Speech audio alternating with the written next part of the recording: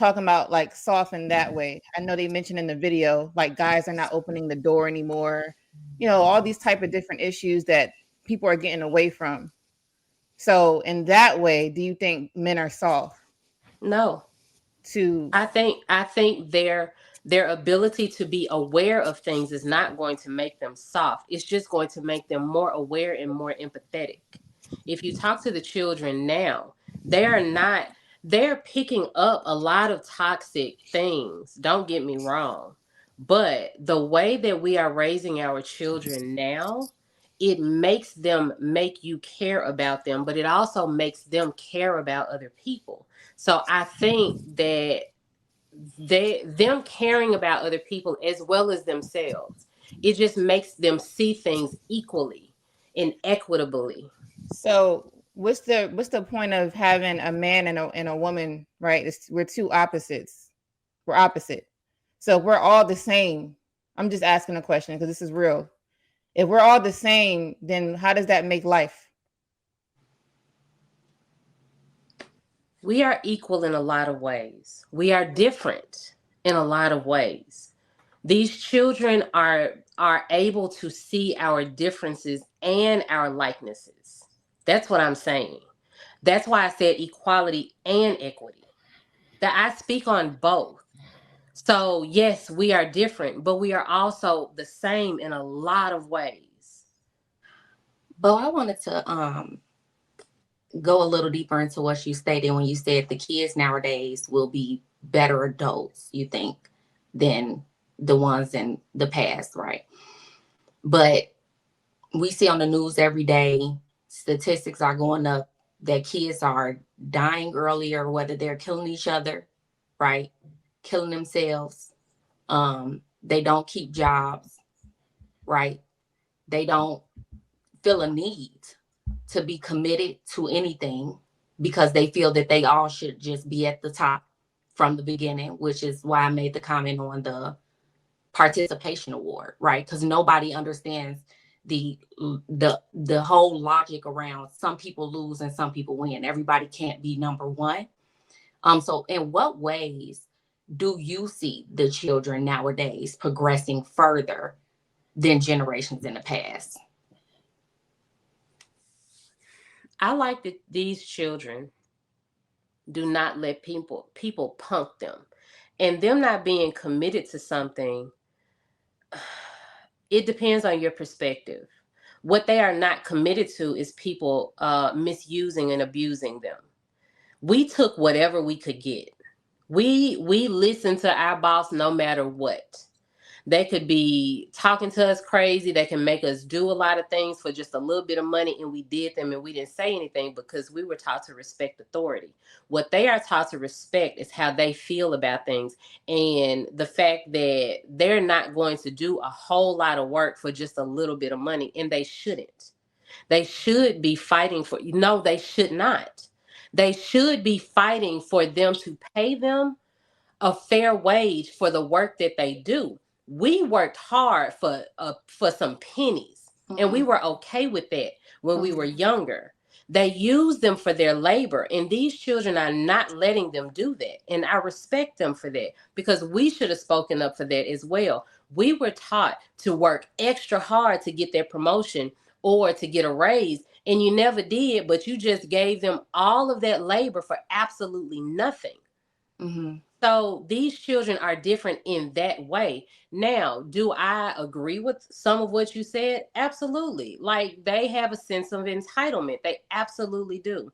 And I don't think that they should, but I think that they are a lot stronger than we were. We were taught to settle, we were taught to work hard for nothing.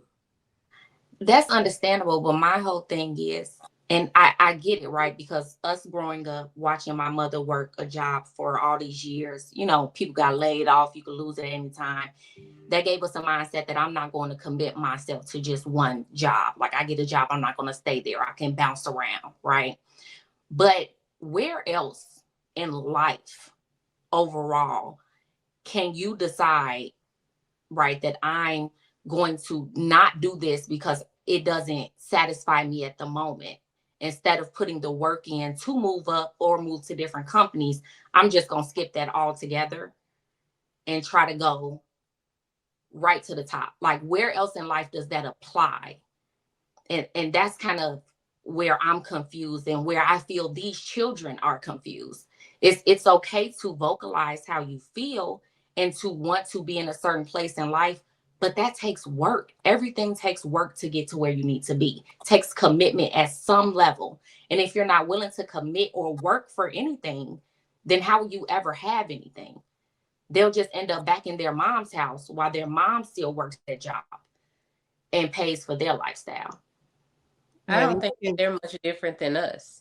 I don't think that they're much different than our generation in that way. Absolutely not. There were a lot of people who didn't do certain things because it was going to take too long. I don't have time for that because I got to get money right now. We had that mindset as well. It just looked different. I think that you all are missing the fact that we tell our children that ain't nothing new under the sun.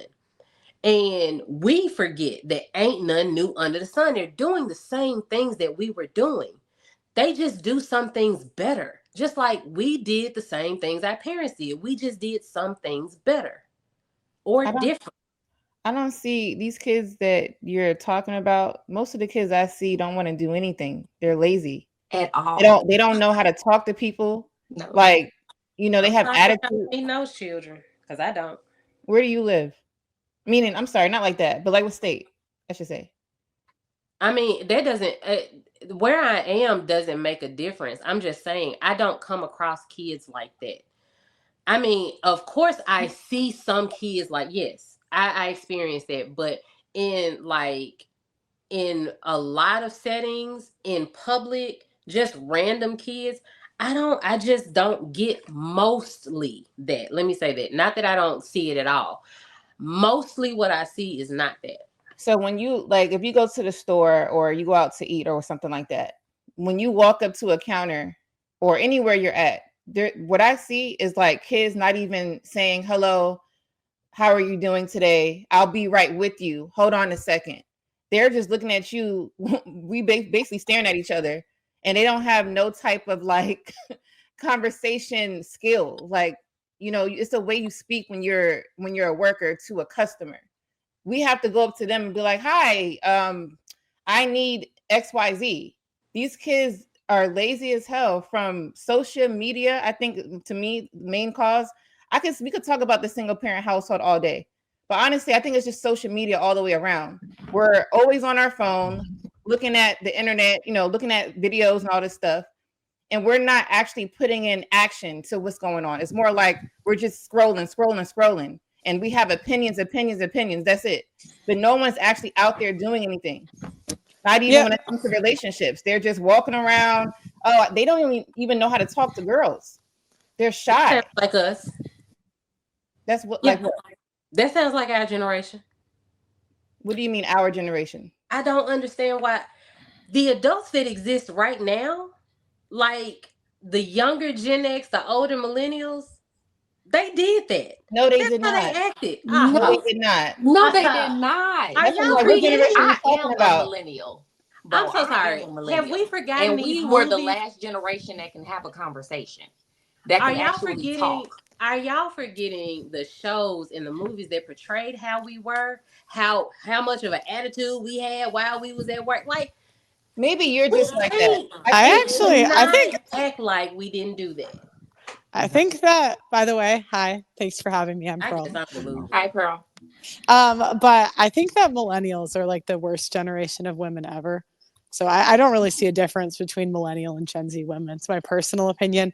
If anything, like when I interviewed women on my show and stuff, I thought like, yeah, they might be socially awkward, but they're less like combative, Gen Z. That's because they don't know how to communicate. Do you agree with that? They don't know how to explain their thoughts without, I guess, getting nervous about what they're saying, since they're, you know, not confrontational. Yeah, I might agree with that, but I just don't see a huge difference. I'm a younger millennial though, So it's possible that maybe like the 40-year-old, I can't remember where millennial ends, that maybe there's a difference. But Yeah. just when I was interviewing women, I just didn't really see much of a difference in social skills. Yeah.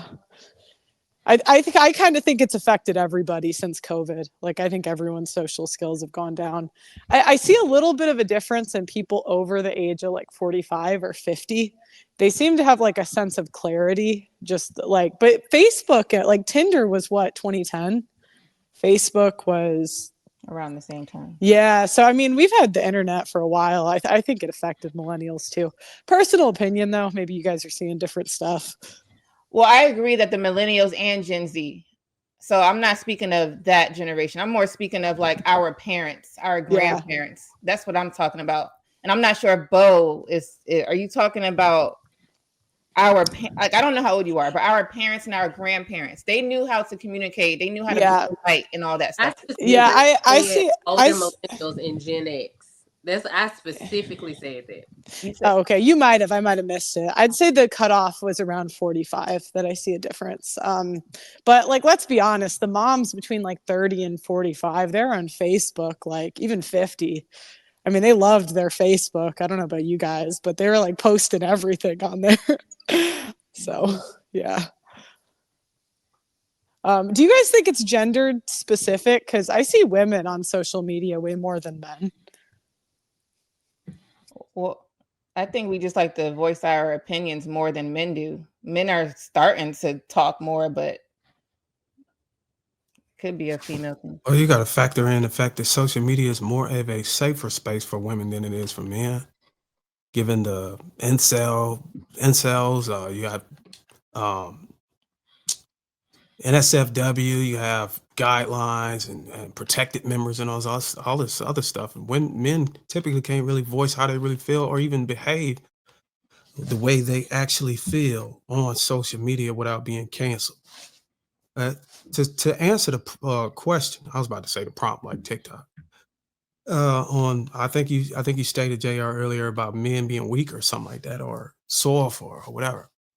I would say a lot of parents today, especially mothers, aren't raising children based on outcomes. They're raising them based on their own unresolved trauma. Instead of asking, what will help my child? What will help my child thrive in this world? They ask, what will protect my child from what I went through? And that's dangerous because now you're parenting out of fear, not wisdom. You're raising sons to be emotionally safe, but socially weak. You're raising daughters to be independent, but not cooperative. And the society, the peers, the TikTok, Instagram algorithm reinforces the same fear. And the result of that is a generation of young people optimized for protection, not purpose.